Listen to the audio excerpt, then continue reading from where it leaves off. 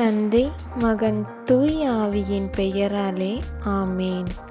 திருப்பாடல்கள் அதிகாரம் 17. ஆண்டவரே, என் வழக்கின் நியாயத்தை கேட்டருளும், என் வேண்டுதலை உற்றிக் கேளும். வஞ்சகமற்ற உதட்டினின்று எழும் என் மன்றாட்டுக்கு செவிசாய்த்தருளும். முன்னிலையினின்று எனக்கு நீதி கிடைக்கட்டும். கண்கள் நேரியென காணட்டும்.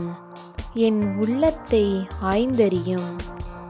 இரவு நேரத்தில் என்னை சந்தித்திடும். என்னை புடமிட்டு பார்த்திடும். தீமை எதையும் என்னிடம் காண மாட்டீர். என் வாய் பிழை செய்யக்கூடாதென உறுதி கொண்டேன். பிற மானிடர் செய்வது போல் அல்லாமல் நீர் உரைத்த வாக்கிற்கிணங்க வன்முறையாளரின் வழிகளை விட்டு விலகியுள்ளேன். என் நடத்தை பாதைகளில் அமைந்துள்ளது.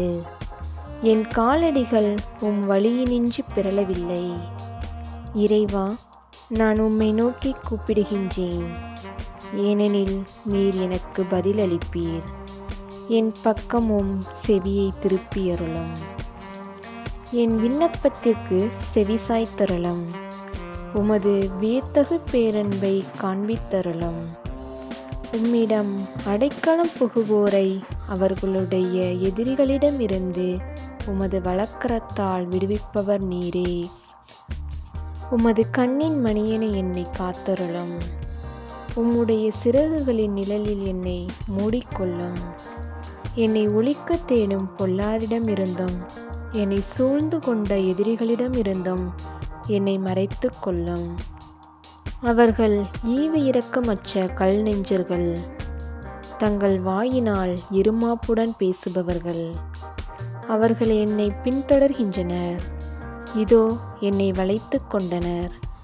அவர்கள் என்னை தரையில் வீழ்த்துவதற்கு வைத்த கண் வாங்காது காத்திருக்கின்றனர். பிறப்போட துடிக்கும் சிங்கத்திற்கு அவர்கள் ஒப்பாவர். மறைவிடத்தில் பதுங்கியிருக்கும் இளஞ்சிங்கத்திற்கு நிகராவர். ஆண்டவரே, எழுந்து வாரும். அவர்களை நேருக்கு நேர் எதிர்த்து முறியடியும். பொல்லாரிடமிருந்து உமது வாளால் என்னை காத்தருளும். ஆண்டவரே, மாயும் மனிதரிடமிருந்து இவ்வுலகமே தங்கள் கதியென வாழ்ந்து மாயும் மனிதரிடமிருந்தும் உமது கை வலிமையினால் என்னை காப்பாற்றும். அவர்களுக்கென நீர் ஒதுக்கி வைத்துள்ளவற்றால் அவர்கள் வயிற்றை நிரப்பும். அவர்களின் மைந்தர் வேண்டிய மட்டும் நிறைவு பெறட்டும். எஞ்சியிருப்பதை தங்கள் பிள்ளைகளுக்கு விட்டுச் செல்லட்டும். நானோ நேர்மையில் நிலைத்திருந்து உமது முகம் காண்பேன். விழித்தெழும்போது உமது உருவம் கண்டு நிறைவு பெறுவேன். ஆமேன். இயேசுவுக்கே புகழ்.